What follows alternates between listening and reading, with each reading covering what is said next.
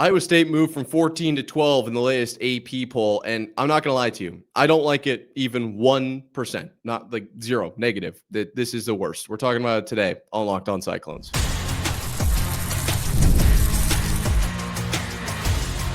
You are Locked On Cyclones, your daily podcast on the Iowa State Cyclones, part of the Locked On Podcast Network, your team every day. Welcome into Locked On Cyclones, part of the Locked On Podcast Network, your team every day. Shout out to you for being here every single day, making this your first watch or listen of the day. I appreciate it more than you know. Whether you're watching on YouTube or listening on your favorite podcasting platform, be sure to hit subscribe so we can prove once and for all that it is, in fact, a Cyclone state. Today, we're talking about Iowa State in the top 25 on the AP poll. We're going to talk about the poll as a whole because we pretty much have to at this point. They forced us to, but then where does Iowa State fit into that mix? Then after that conversation, which is going to be a doozy, we'll talk about Iowa State starting 4-0. What does that mean for the future? What have the last 4 weeks looked like? Where is Iowa State at as a program as a whole? We'll do that in the second segment. Then finally, we're going to break down the Arizona game upcoming. Not super in-depth, but it was announced that it's a night game, and I think that has some importance. So we'll talk about that. Can't wait to dive into all of that and more. But first, today's episode is brought to you by Game Time. Download the Game Time app, create an account, and use code LOCKEDONCollege for $20 off your first purchase. Now, I need to slow down a second here because I have tried talking about this AP poll, and I've worked myself up to the point where I'm basically turned into Eminem trying to talk about this. This is a travesty to the sport of college football. What are we doing here? Okay. I'm going to keep my lid on. I'm going to talk about this in the most unbiased way I can as a college football fan, and then we're going to talk about Iowa State. Ohio State comes in at 1. I'm not going to fight literally every single ranking on this top 25. It would take the entire episode. Okay. Penn State at 2, LSU at 3. This is my first problem. LSU scored 20 points against a Florida team. And we heard what Brian Kelly had to say after the game. I still haven't seen a lot out of LSU offensively. I think that question was valid, maybe just asked at the wrong time. But also, what's their other signature win? I guess over Clemson, who I don't think is that good. So top 3 in the country seems like a bit of a stretch. Let's move on. Miami 4, Georgia 5, Oregon 6, FSU 7. This is where it gets interesting. And it doesn't really get much better from here. Texas at 8. I don't think Texas is a top 25 team right now. I don't know why they are in the top 10. Actually, scratch that. I do know. It's because of their name and who's their quarterback and where everyone had them in the preseason and who was a Heisman favorite to start this year. That's why. We will get more into that in just a second.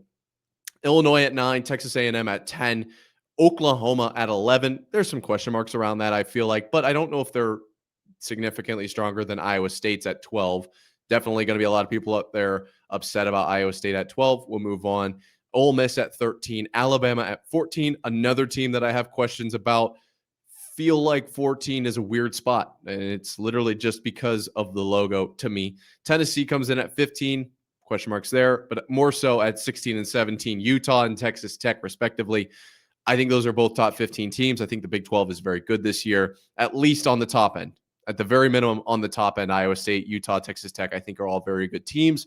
And definitely Utah and Texas Tech are underrated there.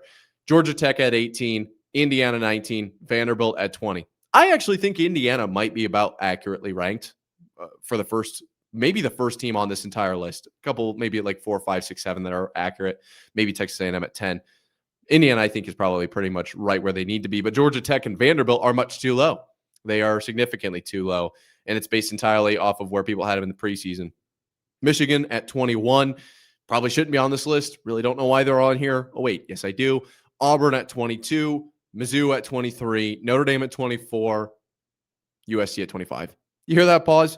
I feel like it's self-explanatory. That's why I didn't really talk about it. Let me just throw this stat at you. There's a team on this list that's 4-0, and there's another team on this list that's 0-2.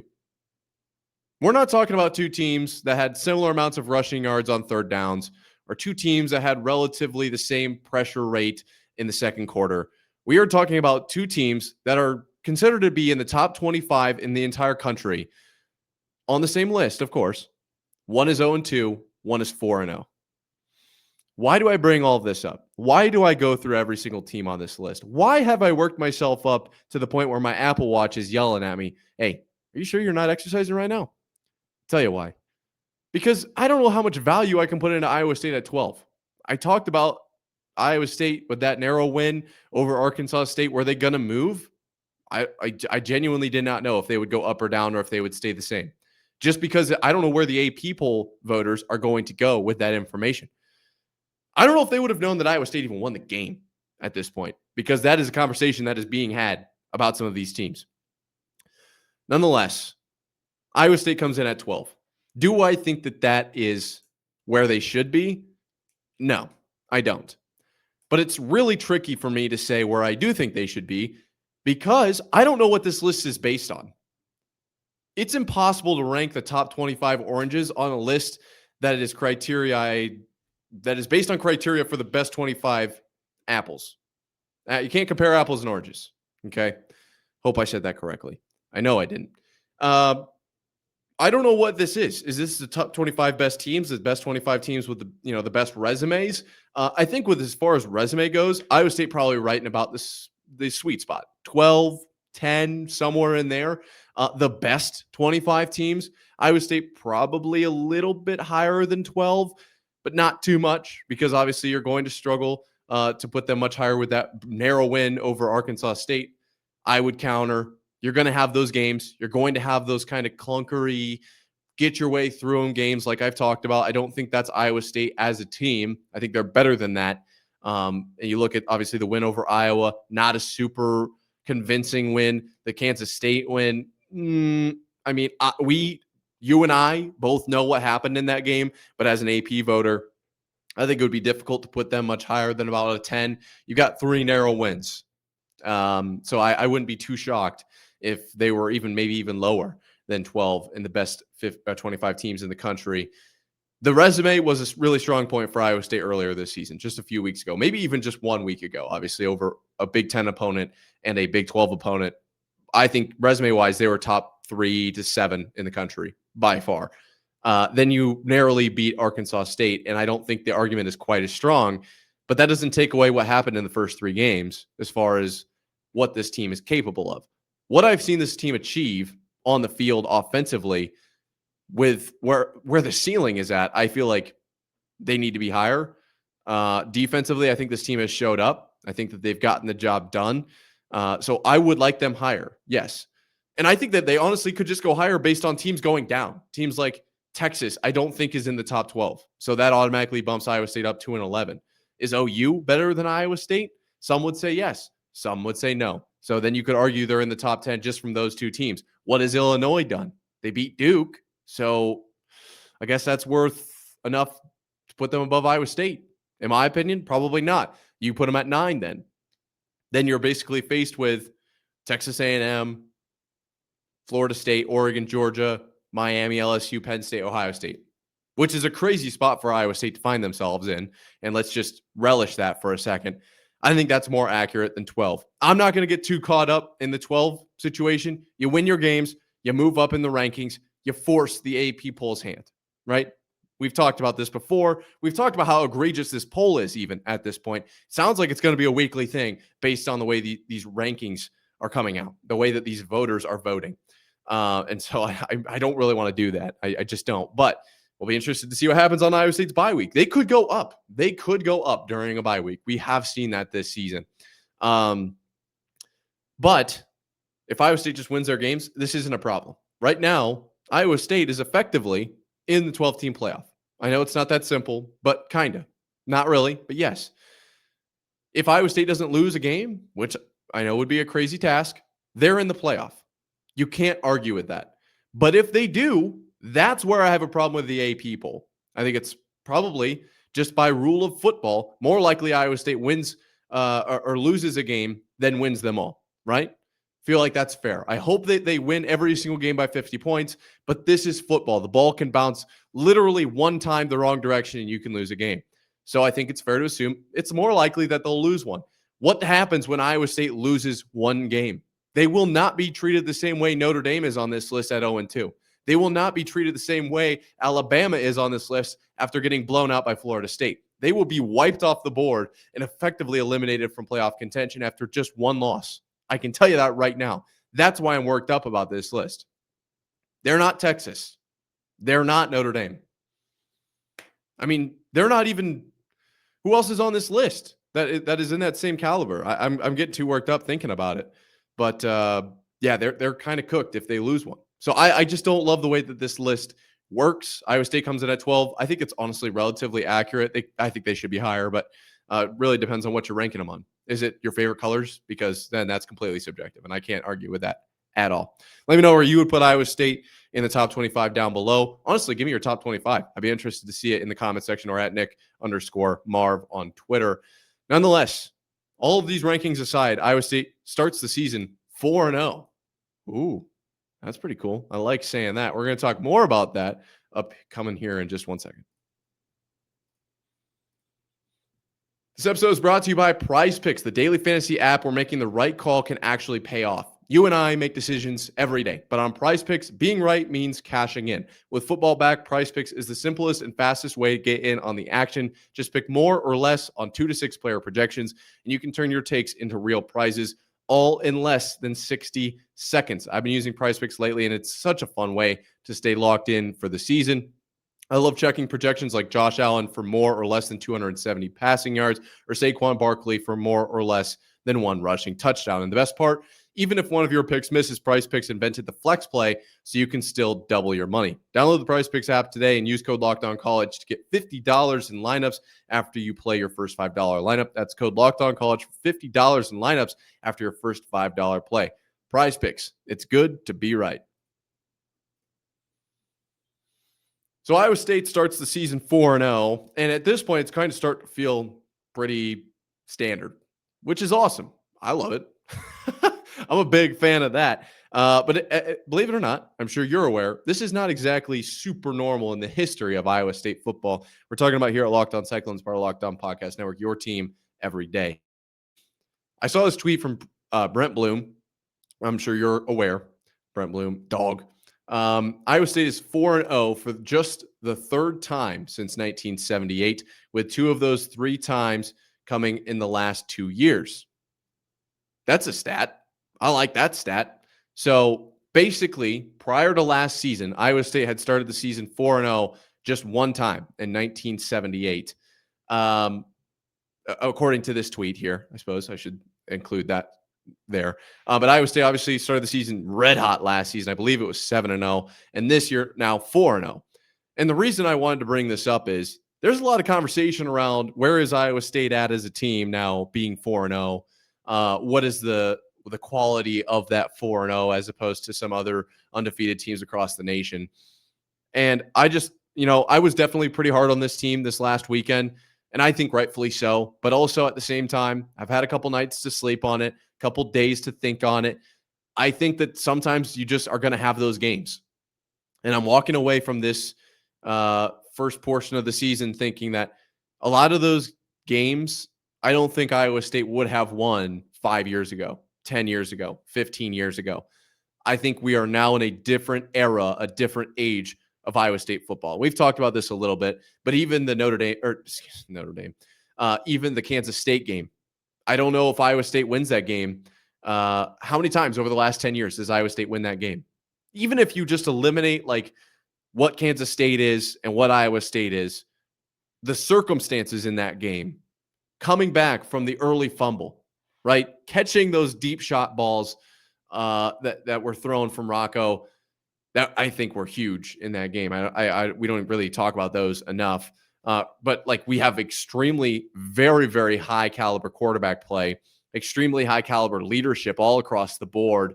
And the veteranness, which isn't really a word, but I'm kind of sticking with it at this point, of Iowa State is helping them through these tough games. The way those 4th downs played out against Kansas State, I don't know, man. The way I think, the way Iowa State was positioned 5, 10, 15 years ago, they lose those plays essentially, and then you lose the game. Just my opinion. It comes down to inches sometimes, and Iowa State, it never really felt like had those inches for a very long time. Now you're going to have your one-off games. I understand that. Trust me. But over the course of the season, over the first 4 games, does Iowa State get those inches every time?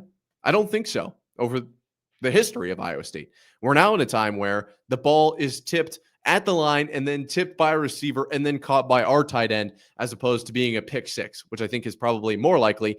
And then, which as an Iowa State fan, that's where I feel like that's the most likely outcome. I definitely thought that was happening when that ball got put up in the air. But most fan bases would assume that that's just a drop. That's the end of that play. No, Iowa State actually comes down with that ball. You dominate South Dakota, and then a couple weeks later, I know I'm jumping around the season here, but Arkansas State, the ending to that game was something else. I talked about it yesterday. Low-key bailed out by the refs. And I know that there are going to be people that say, oh, that's normal for Iowa State. I don't remember a time where Iowa State got bailed out by the refs like that, personally. Probably it's just some sort of survivorship bias or whatever. My brain's like ignoring it and completely if I'm forgetting one. But I do feel like majority of the time it's going the other way. I don't know if Iowa State's getting help that many times. So all of that to say, Iowa State is on an upwards trajectory, like I have been saying, mind you, but it's deeper than what's on the field. It feels like, I know the word culture is thrown around a million times, but there's something in the water now. There's something in the air even that is helping Iowa State to become an actual legitimate contender year in and year out. And I know that they are no Alabama right now. I am not saying that this is by far the best team in the country and they will be national championship favorites start of the preseason every single year until 2040. That's not what I'm saying here. But I don't think we're going into the offseason or into the season feeling like I hope we make a bowl game anymore. I do think that Iowa State is now in like this mode of, and I think you probably feel the same way I do, we are now in a mode of we're going to go try to win the Big 12. You know, as a Patriots fan, and I'm around a ton of Chiefs fans, like the season doesn't start till November or December, very real thing. During the Patriots dynasty and during the Chiefs dynasty, there was never really a feeling, which I'm not saying the Chiefs dynasty is over, even though I wouldn't be that upset if it was.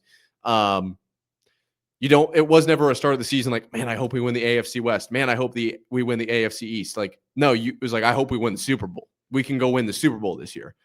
I think it's the same way for Iowa State. It's no longer, man, I hope we go out and win 5 games, 6 games. Let's make a bowl this year. Now it's let's go win the Big 12. And that mindset shift goes deep into the core of the program. I know this sounds like a lot of hullabaloo, but it comes down to like the mindset you have, the way you do anything is the way you do everything. All the little things add up to the big thing. I think the way that this program was built from the inside out by Matt Campbell resulted in this kind of feeling or sense of hope. And okay, we can actually play football, which then translates to this team can actually play football. This team can legitimately compete year in and year out with the top of the Big 12. You have to have the talent, obviously, to get that done. And I do think Iowa State is only going to get more talent in the building just as they get better. Better recruits will come in. That's kind of how that works. But outside of that, mentally, we're seeing the shift of Iowa State football. We are living it. Brent Bloom goes on to say, we are in the good times. Go Cyclones. I don't see it that way. I see it as this is the beginning of something great for Iowa State. This is the beginning of the upswing. This is like the launching pad. I don't know how else to put it. Like Iowa State is only going to get better as you win more. It's like an exponential curve. You only go up and to the right. It's not even like linear anymore. It's like swooping up, and we are going to skyrocket to 4 straight Big 12 titles. That's the way I see it. I don't know. I just saw this tweet, quote, whatever stat from Brent Bloom, and I thought, you know what? I feel like that's a wild statistic because of my thoughts on this team. I don't feel like I didn't think Iowa State was going to start the season 2-2. I genuinely believed they would start 4-0 if they won the coin flip essentially against Kansas State. That was a conversation we had many, many times. That was a coin flip, but I thought that Iowa State was better than Iowa and they would go on to win the first 4 games. I don't think I would have said that 7 years ago. Even when I was a freshman in college, I don't think I would have said, yeah, we're going to start the season 5-0 and actually meant it.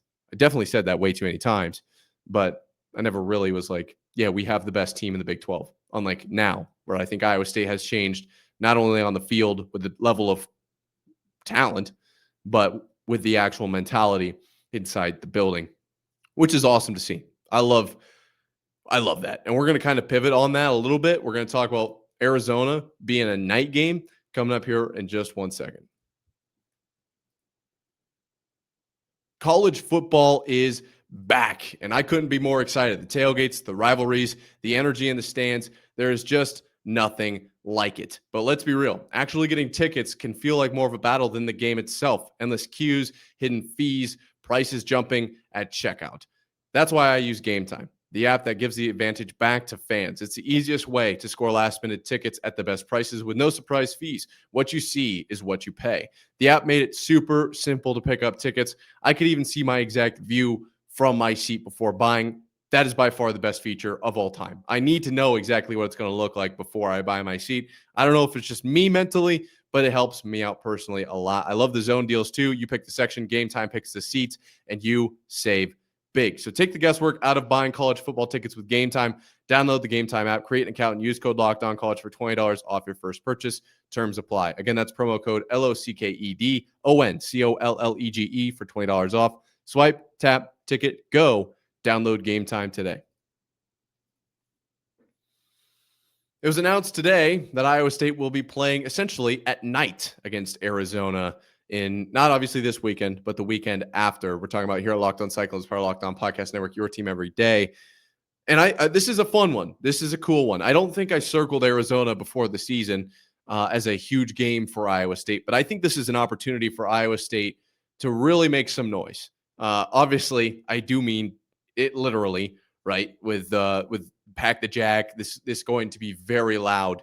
I remember back to last season against Baylor, the whiteout was legitimately something to behold. I mean, that crowd got insanely loud. So I was a big fan of that. But against Arizona, right? A team that is now 3-0, wins over Hawaii, Weber State, and Kansas State. A team that I don't think we thought was going to be good. Dominant over Hawaii and Weber State, or Weber State, I apologize. And then the win over Kansas State solidified it for me. Now, obviously, that does not make Iowa State look very good on the Kansas State front. And we talked about this right once Iowa State beat Kansas State. Like, hey, hope Kansas State, that was their only loss. That would make Iowa State look so much better. That has not happened. Kansas State has a lot of questions to answer and a lot of ground to make up to win the Big 12. Let's put it that way. But if Arizona could be that team, that's a really good spot for Iowa State to be in. Now, coming off the bye, I believe I saw a statistic that Iowa State and Matt Campbell under Iowa State under Matt Campbell, is 5-7.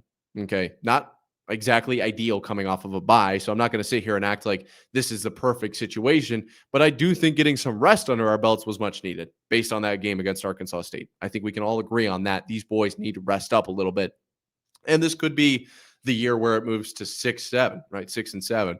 So I just think based on with obviously the season that it's been, this win over Arizona, I think would be much more of a signature win in some ways than the win over Kansas State, which is a wild thing to think of. But Arizona's pretty good. I didn't watch the entire game against Kansas State, and I will dive into that more. We'll obviously do a ton of preview against them next week, but Fafita is a dog, okay? And Iowa State's going to have its hands full, and this is going to be a really good test of this team and what they're capable of. I'm not going to spoil those previews because we'll do that next week.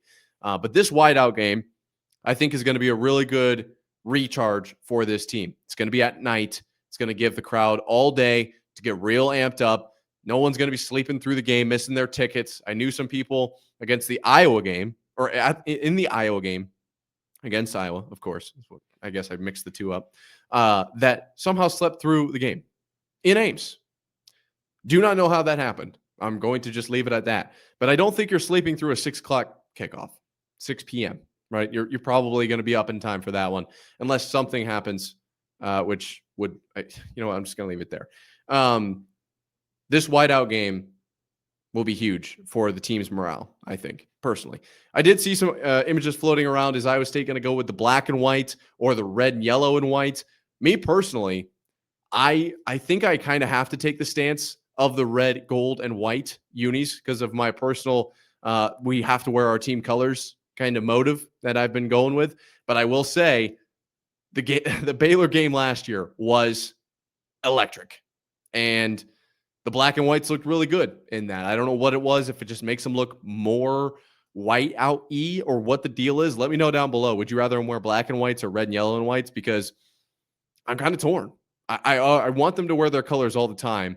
But if you're going to wear a whiteout, if you're going to do a whiteout, you get one a season, in my opinion. And I do think that the black and whites are really, that's like the only time when you should be wearing them is a whiteout. And if they're doing a whiteout, which they are, and it's at night, I think that's a decent play. I'm not completely against that, like I would be if you were to wear this for a non-whiteout at noon. Like that, what are we doing? I don't think that's the right play unless it's literally 10,000 degrees out and you need to cool the team off. And even then, red and gold and white is going to basically accomplish the same thing. So just on the jersey front, I'm interested to see what the team picks. That has not been released yet. But outside of that, a night game at Jack Trice against what is going to be a better Arizona team than we initially had thought is good news for this team. I think this team needs some signature wins over the course of the rest of the season. You look at their schedule, and it is a relatively unranked schedule. We just got done talking about the AP poll, and I don't think it's necessarily the most important thing in the world, but everyone's going to talk about it. And Iowa State has this many signature wins or top 25 wins or whatever. I think we can start to there will be teams in the Big 12 that will start to win games and become ranked. Let's put it that way. I do think Iowa State, will obviously face TCU and BYU. I think both of those teams will have the opportunity to be ranked. And Arizona does not play between now and against us. But if they did, I would believe that they would be in the top 25 as well. So they're going to be dangerous teams out there. We can't just assume Iowa State's going to run through the rest of the schedule on the way to a Big 12 championship. I don't think that's going to be the case at all. I think they're going to be tested.